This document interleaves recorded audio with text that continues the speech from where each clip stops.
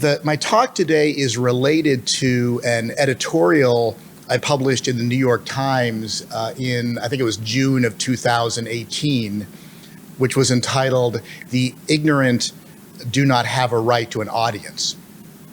But I wanted to respond to some objections that have been raised to that editorial and also contextualize the editorial in more detail. So to understand the intellectual voyage that many people like myself have gone through to our current stance on issues of dialogue and freedom of expression, I wanted to refer to a controversial speech given by Susan Sontag in 1982. And if you're younger than me, as most people in my audience will be, you may not remember Susan Sontag, but for several decades, she was a leading figure among progressive intellectuals in the United States.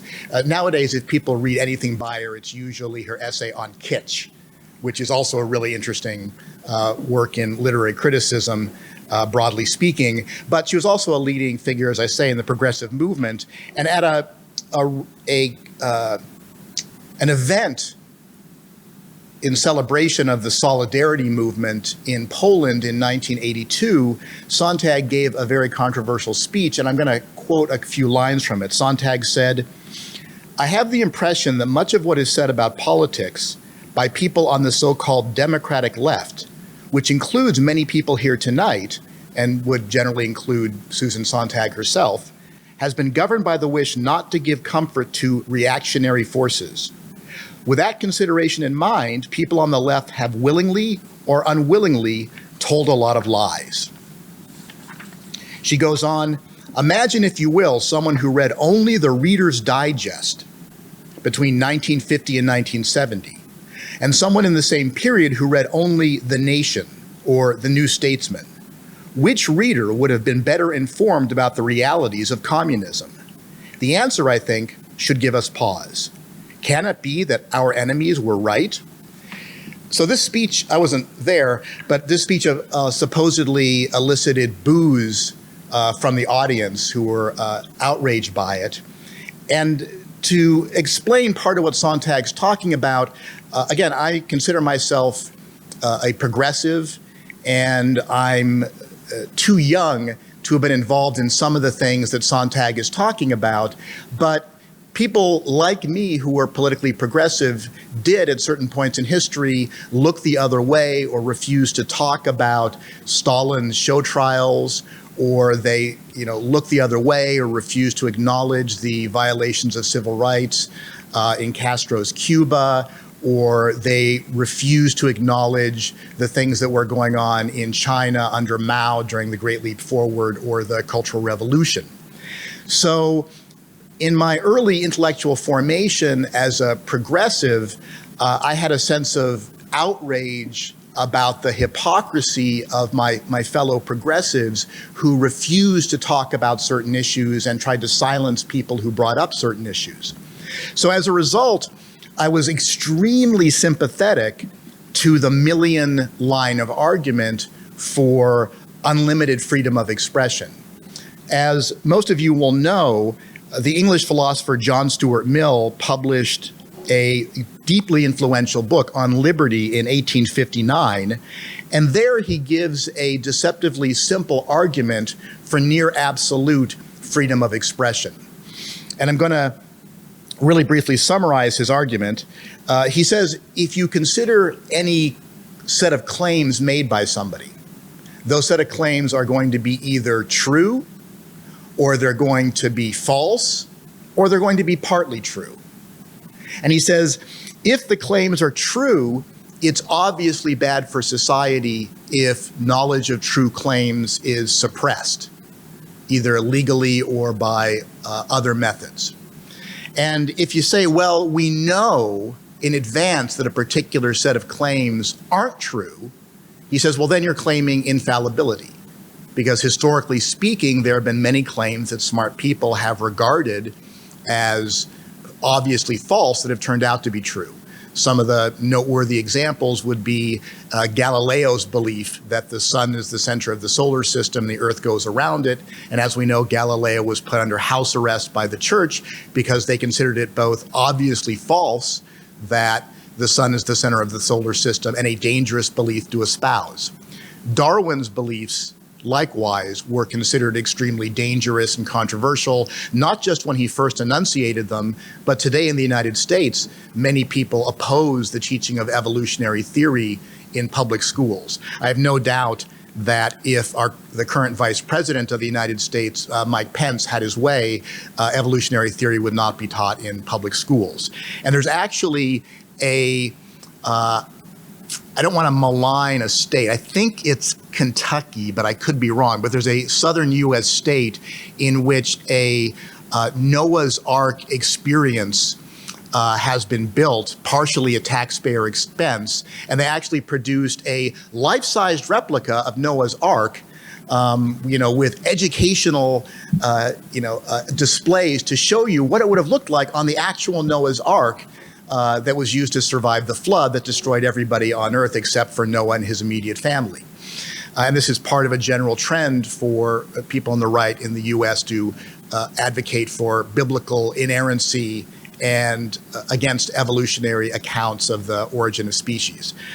Dinosaurs are gone, you see, because they were wiped out by the flood. Noah didn't get them on the ark for some reason. If a belief is true, obviously, even if it's controversial or if we don't like the belief or it hurts our sensibilities, it's better for society in the long run that people know about that belief. If a belief is false, though, suppose it really is false, then Mill says, even if an opinion is false, society will benefit by examining the reason it is false. Because unless a true view is challenged, we will hold it merely, quote, in the manner of a prejudice, with little comprehension or feeling of its rational grounds. So you understand better and you hold in a genuinely rational way your beliefs if you have to defend them against falsehood. So even if a belief is false, you're better off having to defend true beliefs against it because you'll know the reasons why those beliefs are true and you'll hold them for the right reasons. In the more complicated case in which someone's doctrines are partly true, Mill says, well, we should listen to those partly true beliefs because, quote, it is only by the collision of adverse opinions that the remainder of the truth has any chance of being supplied. So we will find out what parts of those beliefs are true if we debate them in a public forum. So it's a remarkably simple, straightforward argument. And as I say, given the intellectual background I was coming out of, it seemed extremely compelling to me for much of my career. Now, my argument, both in my editorial and what I'm going to be giving today, is complicated. What Mill is really arguing about is freedom of expression. And I am not challenging the right to freedom of expression.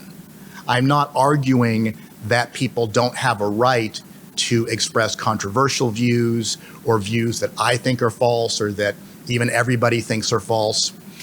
But whether he intended it or not, Mill's arguments have been used to justify giving an audience to or providing a platform for views that are both obviously false and morally heinous, with the result that those beliefs end up being taken seriously by otherwise intelligent people.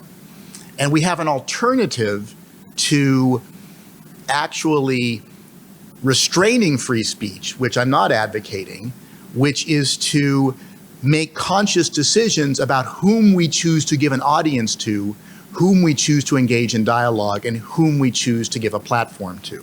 That's the basic point I'm going to argue for. Now, a general problem with Mill's argument and his confidence in what the result will be of the confrontation between false beliefs and true arguments is that it's based on a naive conception of rationality that Mill has inherited from Enlightenment thinkers like René Descartes. For thinkers like Descartes, there's one ahistorical rational method for discovering truth, and humans properly educated are approximately equal in their capacity for appreciating these truths. Descartes assures us that of all things, good sense is the most fairly distributed, for even those who are the hardest to satisfy in every other respect never desire more of it than they already have. Now, people have pointed out to me, this sounds like a joke on Descartes' part, that he says, obviously everybody has the same amount of common sense because whatever amount anybody has, they're already satisfied with the amount they've got. I think it is kind of a joke, but it's what kids on the internet sometimes call ha-ha only serious. Where you make a joke and you think, well, but there really is a deep kind of truth here. And Descartes gives us a method for he writes a discourse on method for discovering the proper method for arriving at the truth. And if you think there is one ahistorical method for arriving at the truth, and that any reasonably well-trained, well-educated person can use that method to arrive at the truth, there really is no danger in exposing people to wildly false beliefs because they'll be able to use that method to see for themselves that they're false. However, Mill and Descartes, for example, fundamentally disagree about what the one rational method is, which should give us pause about believing that there is one universal rational method that everybody can learn and can apply. Now, I wish it were obvious that certain things were true. I wish it were self-evident to everyone that we should not discriminate against people based on their sexual orientation, but the current Vice President of the United States of America does not agree. He has said that gay marriage will bring about the collapse of Western civilization. So far it hasn't, so apparently that is false. I wish everyone knew that it is irrational to deny the evidence that there was a mass shooting in Sandy Hook. In the United States, but a syndicated radio talk show host made a career out of arguing that the mass shooting in Sandy Hook was a government propaganda event that was staged and that didn't actually occur. Now, some people were unclear about what the connection is supposed to be between these weird beliefs people have and a Cartesian conception of rationality. And in defending this, I found a very interesting passage in Tocqueville. So Tocqueville, as you know, author of Democracy in America, is one of the most insightful, I think, admirers, but also critics of the United States. And he's taught here in the core curriculum at Yale-NUS. And he says the following. This is from Tocqueville, writing about the United States. In most of the operations of the mind, each American appeals to the individual exercise of his own understanding alone. America is therefore one of the countries in the world where philosophy is least studied and where the precepts of Descartes are best applied. Descartes on the United States. It's one of the countries in the world in which philosophy is least studied, but the precepts of Descartes are best applied. Tocqueville continues, nor is this surprising. The Americans do not read the works of Descartes because their social condition deters them from speculative studies, but they follow his maxims because this very social condition naturally disposes their understanding to adopt them. As to the influence which the intelligence of one man has on that of another, it must necessarily be very limited in a country where the citizens, placed on the footing of a general similitude, are all closely seen by each other, and where, as no signs of incontestable greatness or superiority are perceived in any one of them, they are constantly brought back to their own reason as the most obvious and proximate source of truth. It is not only confidence in this or that man which is then destroyed, but the taste for trusting the ipse dixit of any man whatsoever. Everyone shuts himself up in his own breast and affects from that point to judge the world. So Tocqueville saw, I think plausibly, that there was a connection between the Enlightenment era emphasis on trusting the use of your own individual reason and a tendency to be distrustful of intellectual authorities. And the problem is that intellectual authorities sometimes know better than you. And sometimes, if you have a pre-existing bias, and you are exposed to an argument which conveniently reinforces your pre-existing bias, you are in fact likely to accept that argument. And this is something that Descartes' method or Mill's method doesn't allow us to directly confront. Now, historically speaking, Millian arguments have had some good practical effects. Mill explicitly followed Alexis de Tocqueville in identifying, quote, the tyranny of the majority. That's a phrase originally from Tocqueville that was adopted by Mill, that we have to combat the tyranny of the majority as an ever-present danger in democracy. And as an advocate himself of women's rights and as an opponent of slavery, Mill knew that many people then regarded even the discussion of these issues as offensive. So Mill hoped that by making freedom of speech a near absolute right, he could guarantee a hearing for opinions that were true but unpopular among most of his contemporaries. However, our situation is very different from that of Mill. We are seeing the worsening of a trend that the 20th century German philosopher Herbert Marcuse warned of back in 1965. In a seminal critique of Mill from 1965, Marcuse said, quote, in endlessly dragging debates over the media, the stupid opinion is treated with the same respect as the intelligent one. The misinformed may talk as long as the informed, and propaganda rides along with education, truth with falsehood. This form of so-called free speech ironically supports the tyranny of the majority. The media, particularly television, are motivated primarily by getting the largest possible audience. This leads to a skewed conception about which controversial perspectives deserve airtime and what both sides of an issue are. How often do you see controversial but well-informed intellectuals like Noam Chomsky and Martha Nussbaum on television? Meanwhile, the former United States child star, Kirk Cameron, appears on television to explain that we should not believe in evolutionary theory unless biologists can produce a crocoduck as evidence, a half crocodile, half duck. And since there's never been a half crocodile, half duck, evolutionary theory is false. And why is he being interviewed on television about this? Well, he was a child star on the show Growing Pains. The man who once played Chachi on the television series Happy Days, which people in my generation, watched when we were younger, was interviewed on television about his view that global warming is a myth because, after all, he had a snowball in his hand just recently. And so, therefore, global warming isn't occurring.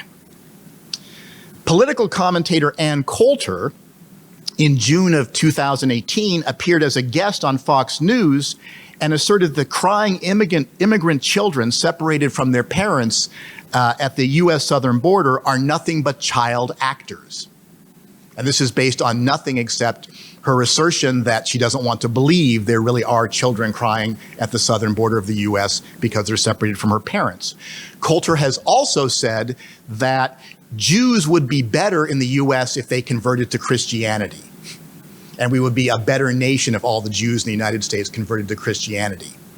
She also once said in a television interview talking to a Vietnam veteran who was protesting some current U.S. military policies, she said to him, "You're the reason we lost the Vietnam War." So why does Coulter keep getting airtime? Well, because she's so controversial and she says such crazy things, she gets high ratings. So it is, sorry, I lost my place. So no wonder we are experiencing what Marcuse described as, quote, the systematic moronization of children and adults alike by publicity and propaganda. Now, Marcuse was insightful in diagnosing the problems, but part of the solution he advocated was suppressing right-wing perspectives. I believe that this is immoral, in part because I think it would be impossible to do without the exercise of terror, and impractical given that the internet was actually invented to provide an unblockable information network. But instead, I suggest that we could take a big step forward by distinguishing free speech from just access. Access to the general public granted by institutions like television networks, newspapers, magazines, and university lectures is a finite resource. Justice requires that, like any finite good, institutional access should be apportioned based on merit and on what benefits the community as a whole. Someone objected to this by saying, well, chocolate bars are a finite resource and we don't have a procedure for justly distributing them. Yeah, actually we do. It's called the free market. And so the free market decides who gets, chocolate bars. It's a trivial system, but yeah, we actually do have a system for deciding who gets chocolate bars. Finite resources, any society needs a way of deciding how they can be justly apportioned. Frankly, I don't think I'm getting enough chocolate bars, but that's another issue.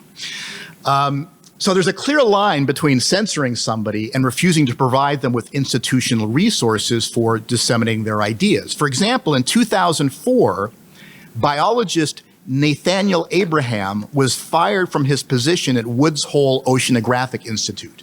Woods Hole Oceanographic Institute is one of the most prestigious institutes of biological study in the world, and certainly in the United States. Why was he fired? He was fired because he admitted to his superiors that he believed in intelligent design as an alternative to evolutionary theory.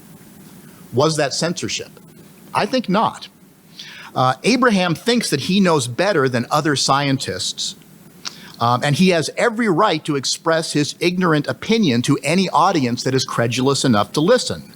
However, Abraham does not have a right to a share of the intellectual capital that comes from being associated with a prestigious scientific institution like Woods Hole.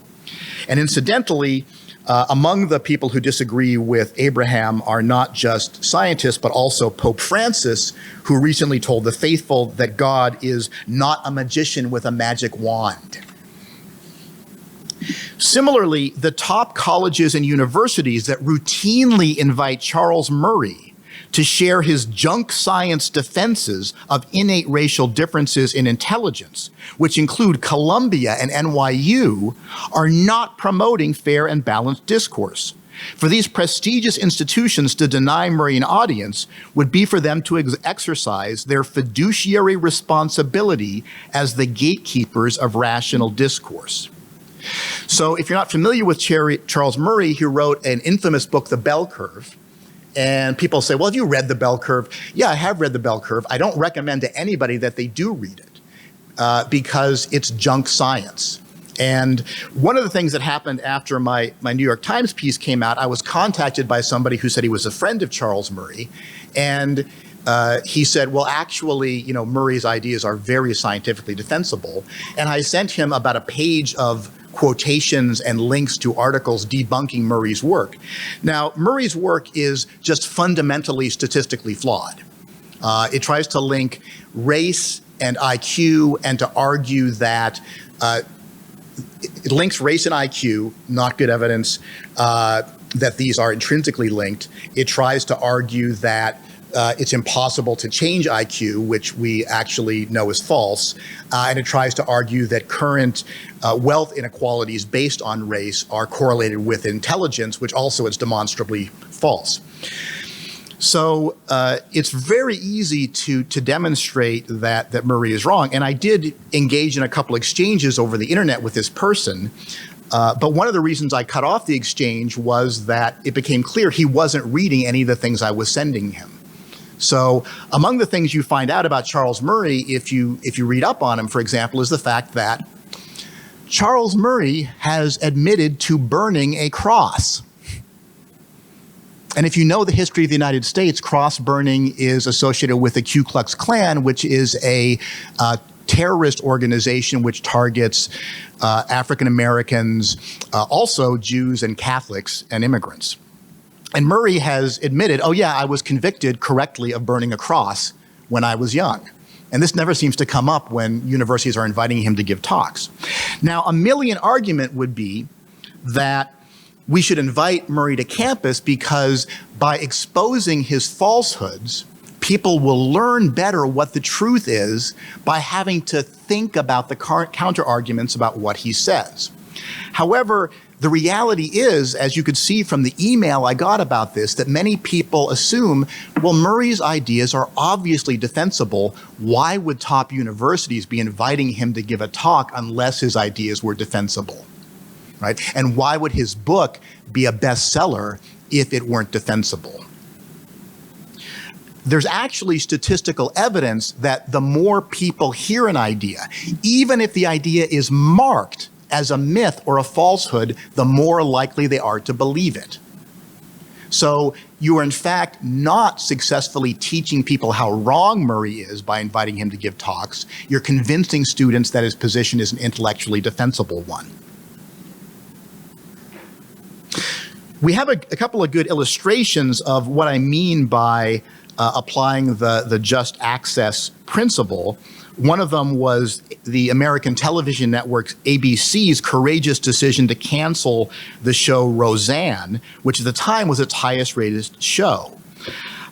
Starring on a television show is a privilege, not a right. The actress and comedian, and I use the term comedian loosely, Roseanne compared an African American to an ape.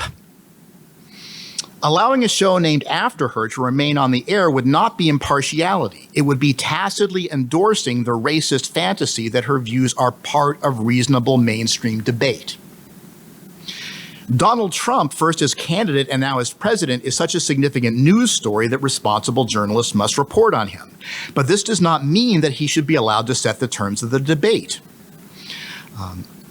When journalists repeat Trump's repeated lies, they are actually increasing the probability that people will believe them. If Trump says something that's false that he said before, it's not necessary to report that every single time. It's not news that he says something false again.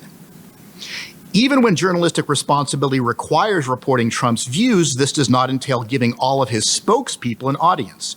MSNBC's Morning Joe, which is a talk show hosted by Joe Scarborough, who's a former Republican member of the House of Representatives, banned White House spokesperson Kellyanne Conway from the show because she kept repeatedly spouting alternative facts, better known as lies in ordinary discourse. That's good. Why are other people allowing Kellyanne Conway to come on their show? Now, Marcuse also suggested ominously that we should not, quote, renounce a priori violence against violence. A few years ago, white nationalist Richard Spencer was being interviewed, I believe by CNN, and a person in the crowd came over and spontaneously punched him in the face. Like most right-thinking Americans, I spontaneously applauded. However, as I have noted elsewhere, Mahatma Gandhi and the Reverend Martin Luther King Jr. showed us that nonviolent protest is not only a moral demand, although it is that too, it is the highest strategic cunning. Violence plays into the hands of our opponents, who relish the opportunity to play at being martyrs. Consequently, while it was wrong for Middlebury College to invite Charles Murray to speak, it was even more wrong for students to assault Murray and to assault the professor who was escorting him across campus. Ironically, the professor who was seriously injured in the incident, they actually injured the professor, not Charles Murray. She was seriously injured. She's a critic of Murray, and she gave a Millian defense of inviting Murray to campus. She said, I invited him to campus because, as Mill explained to us, you have to confront falsehoods in order to overcome them.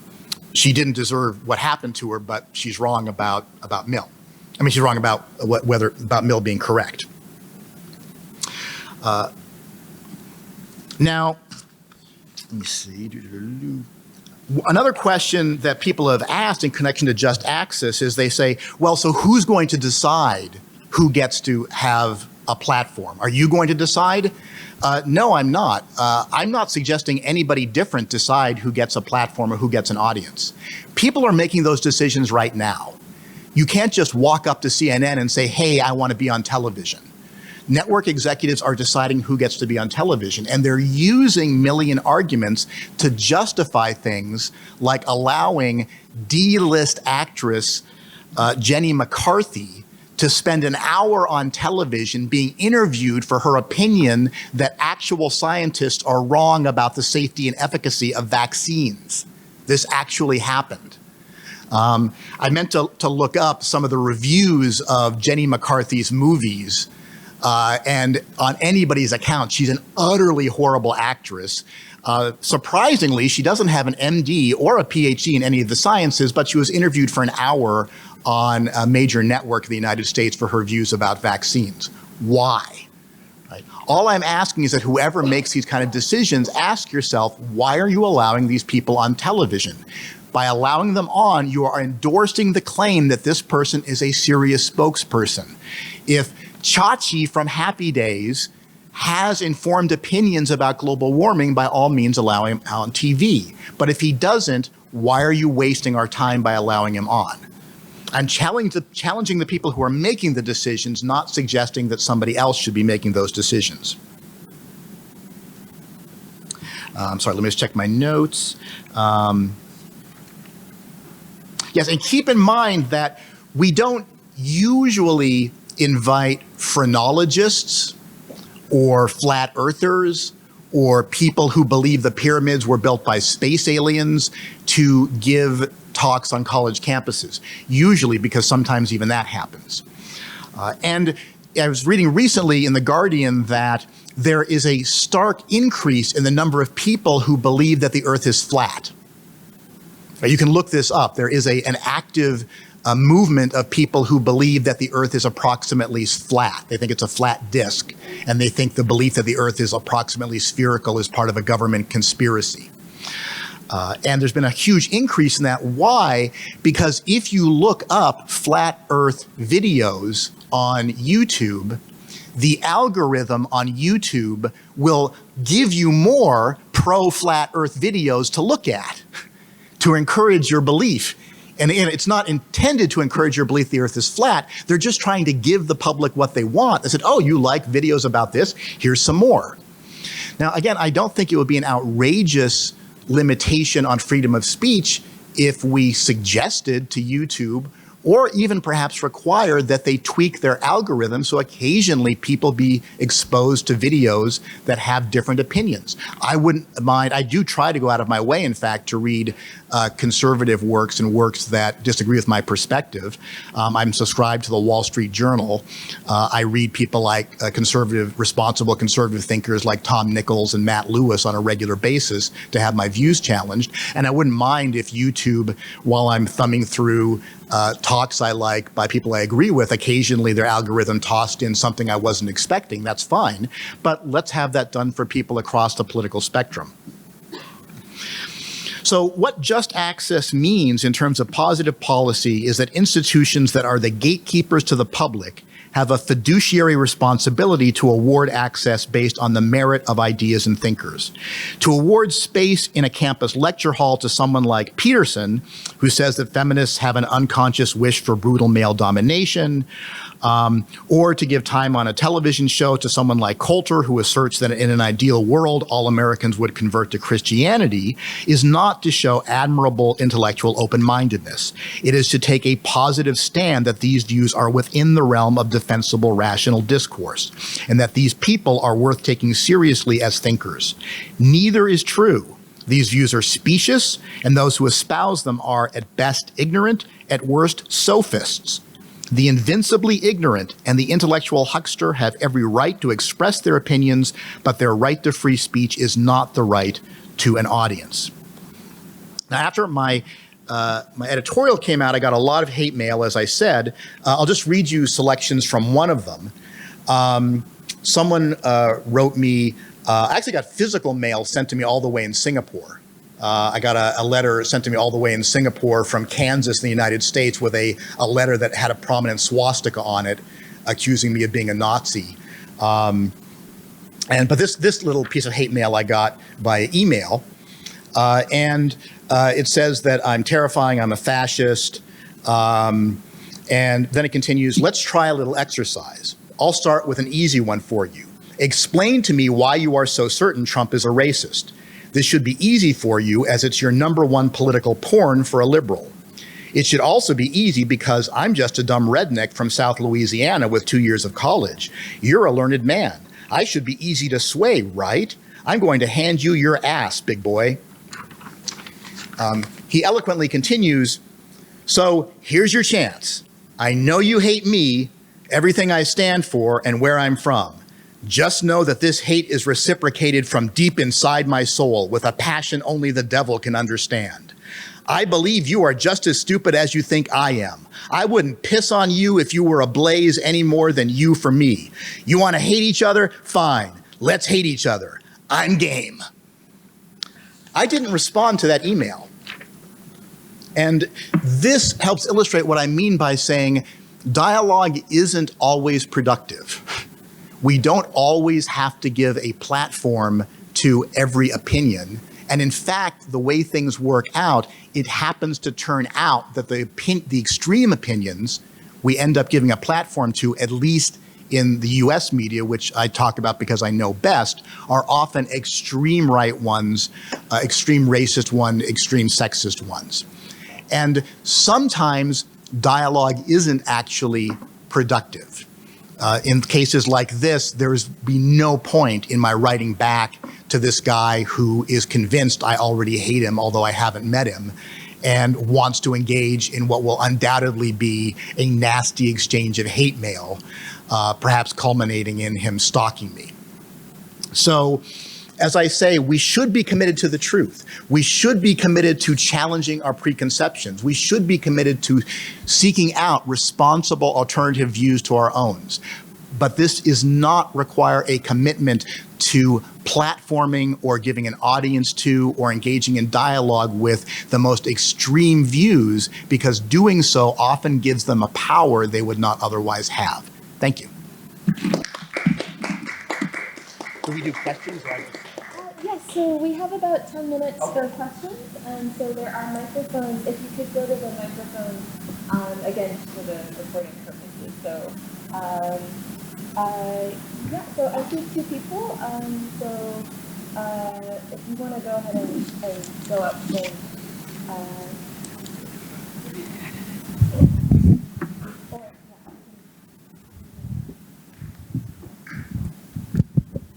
Is it on? Can you hear me, Brian? Yeah, I can. Okay, thank you for the talk. I really liked it. I guess my question is, when does an expression of your opinion or free speech becomes fake news? Because some of the examples you used, it's really not just expressing an opinion. It sounds like fake news. And when it becomes that, do you still think you have to give them just access the platform, or you don't even give them? It's not called freedom of speech anymore. They're not even allowed to express it anywhere. Yeah, I never have said, and I never would say that anybody's not allowed to express something. Really, it's just about in what circumstances is it beneficial to engage in dialogue, and in what circumstances should we give somebody a particular platform. And I'm not proposing any new legislation. I think we might consider whether it's worth legislating changes to the algorithms that places like YouTube and Facebook use, because we are running into a situation where people can isolate their views from critique. But that applies for liberals as much as it does for conservatives. As I say, I go out of my way to seek out conservative opinions on things, so I know what responsible conservative opinions are like. And sometimes they raise interesting critiques I hadn't thought about that help me modify my own views. But in general, I'm not saying people can't say something. I'm just suggesting it's not productive to engage in dialogue in some topics and to platform certain opinions. Part of the difficulty is I don't think there is a method of the kind Enlightenment thinkers we're looking for that will let us determine in an almost algorithmic way what the truth is or when something counts as a defensible opinion. So there may be cases where we mistakenly dismiss views that we should have taken more seriously. But I don't think any algorithm is going to allow us to determine which of views those are, but I don't think that's an excuse for trying to platform all views, because, as I say, access to audiences is a finite resource. So we're going to have to make decisions about who gets an audience. And I want us to be conscious of the fact that when we do that, we're claiming that the participants in this dialogue are worth taking seriously. So if we give Charles Murray an audience, we're saying that's an opinion that's worth taking seriously in the intellectual debate. Nobody who understands statistics and data collection thinks that's correct. They think Murray's book is absolutely unreliable. It's actually, I know for a fact I don't know whether it's true here, but I know at some institutions, the only way in which Murray is taught is as an example of how to misuse statistics and bad statistical methodology. So platforming him is demonstrably a bad idea. But you're right, there's no way to determine, is this something that you could exclude something from the debate that actually turns out to be a serious opinion. That's always a danger. But we can't avoid the danger by saying we're going to platform everybody, because we don't platform everybody. As it turns out, we just platform a disproportionately large number of people who are racist, sexist, misogynist, xenophobes, and then platform very few people who are considered too radical on the other end of the political spectrum. Oh, can you hear me? Yes, absolutely. Yeah. Well, thank you so much, Brian. That was a brilliant presentation, very provocative, really useful. And I think I am on board with everything you're saying, but I want to raise the following question in the light of some of your own remarks. So I think this is motivated by your own analysis. And my question is whether a lot of the time the issue may not be whether or not a dialogue is productive or counterproductive, but rather whether dialogue is happening to begin with. And it seems to me that an important desideratum, which I endorse, is that to enter an idea into public discourse, to advance a view, is something that should be done for the sake of rational discussion, for the sake of deliberation, collective learning, collective public inquiry. But a lot of the time we fall short of that ideal, and that is not in fact what is happening. Now, in the light of that, I wonder if just access should be a principle that we should try to apply, not only on the merits of the ideas being advanced, but rather on the ways in which those ideas are advanced, right? So that the focus is not always on the content of that idea, right? And the merits of that idea, whether it is true or false, whether it is defensible or indefensible, but in the how of the advancement of that idea, the kind of dynamics, the kind of communicative dynamics that go along with that. And I have in particular two concerns, both of which at different points in your presentation you have obviously discussed. One is what we can call the entertainment concern, which is the concern that these ideas are not being advanced for the sake of, collective learning, public inquiry, political dialogue at all. It's just pure entertainment. That is what this is doing, right? And a lot of the TV shows that you have discussed, right, this industry, right, of political communication is not about political dialogue. Right. It's not about political public inquiry. It is about entertainment. And then you can make sense, because of that, of a lot of the things that are happening, polarization as it happens, right? So that there is a view under discussion, and then what you get is not only two sides, and only two sides of the view, but the most extreme sides you can encounter, right? Because that's going to have publics glued to the TV.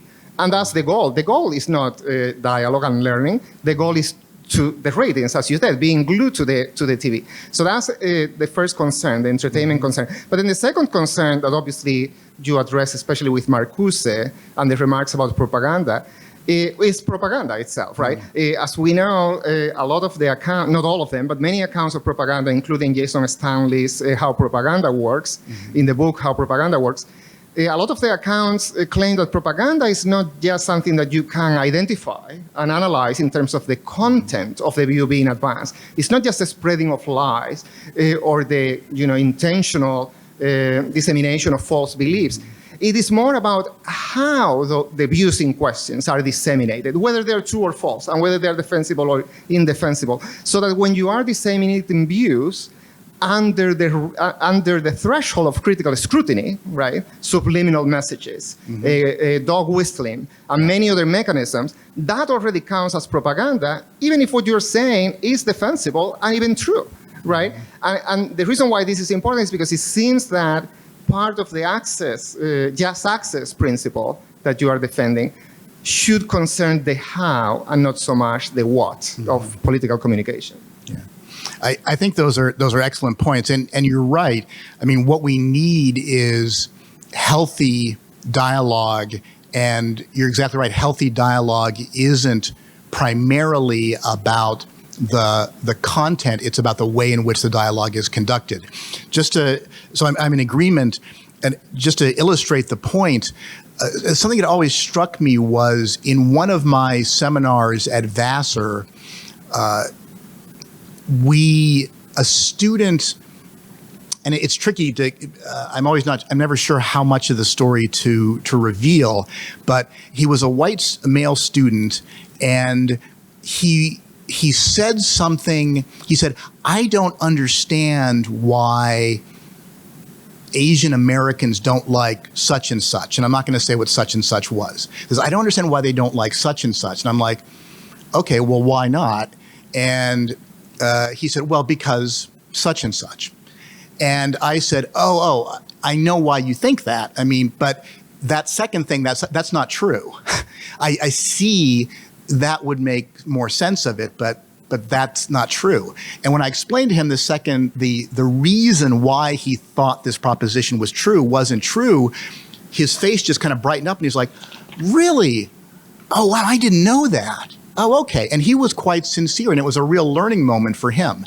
And part of what I was proud of about that moment was he felt safe enough in the classroom to say something that in most classrooms at Vassar he wouldn't feel safe saying. And I could correct him and actually change his mind because this view could come out. Now, it's a really complicated situation, though, because in this particular case, it was a really small seminar I've taught a bunch of times. And in this year, there weren't any Asian American students in the class. And so in a way, the comment, I didn't have to worry about, is this creating a hostile environment for Asian American students in the class that he's said this really racist thing, and then I'm taking it calmly and at face value and treating it as a rational opinion that we can engage in dialogue about. That would have complicated the situation because I would have worried about the silencing effect it might have had on Asian Americans in the class. So it was easier. But I did like the fact that I'd created an environment where he felt he could say something that he knew wouldn't be okay to say in most classes. But he was interested in genuine dialogue. And so even though the claim was something that normally you just say, that's just outside of discourse, he really did want to engage in dialogue. And so I was happy to give him the opportunity to do it because he learned something from it. And it clearly changed his mind fundamentally on this issue. So I think you're right. The important thing is the way in which the dialogue is conducted. It's really hard to conduct dialogue in a productive way. And I say this as somebody who, as a philosopher like you, is just dedicated to the value of good rational discourse. But I think about these in broad historical terms. So Augustine says that the orientation of your will determines not just your ethics, but also your rationality. And so Augustine suggests that if your will is corrupted, your rationality is corrupted as well. And so rational discourse isn't really going to be effective. Thomas Aquinas comes along a few centuries later, and he has a lot more confidence in rationality. And he says, look, whether you're pagan or Jewish or Muslim or Christian, we can argue rationally about things and reach conclusions we can all agree about. There'll be some things as a Christian that I'm going to believe that other people are not going to believe. I'm accepting them on faith. But our reason is not fundamentally corrupted by the wrong orientation of our will. You could see the Enlightenment project as a kind of extension of this Thomistic faith in the power of human rationality. But then with critics of rationality like Thomas Kuhn coming along and undermining our confidence in Enlightenment conceptions of rationality, especially of a methodical rationality, it makes you suspect that Augustine might have been right all along, that more fundamental than rationality itself is the orientation of your will. But you're right, part of the orientation of the will is, are you oriented toward a genuine dialogue into the possibility you might be wrong? And that's more fundamental than the actual content of your beliefs, because we can talk you out of the craziest beliefs, if you're open-minded about it. I mean, honestly, I'm embarrassed to admit this, but this is true. Until I got to graduate school, I'm really embarrassed to admit this, so please, let this be a safe space for my admissions. Until I got to graduate school, it did not occur to me that when I got married, my spouse might not take my last name. That was the first time I was in graduate school. I was in my 20s, and I was talking to female graduate students, like, "Oh, really? Yeah, I guess that makes sense." But I was like, they gave me the reasons. I'm like, "Oh yeah, I guess I gotta see what you're saying. That kind of makes sense. Yeah, fair enough." But I've been carrying nobody had ever challenged me on that. I never read anything that challenged me on that until I was in my 20s. But as soon as I heard the arguments, I'm like, fair enough. Yeah, that makes perfectly good sense. I can see it's a matter of your choice. You don't have to accept your spouse's name. This is a convention, doesn't have to be followed. It can be followed if you want to, but doesn't have to be. So you can, and we want to be able to reach those people who are reachable. But yeah, you're right. The kind of people we want to platform aren't the ones who are just lashing out and saying, all Jews should become Christians, or raising criticisms of evolutionary theory that show they don't understand evolutionary theory.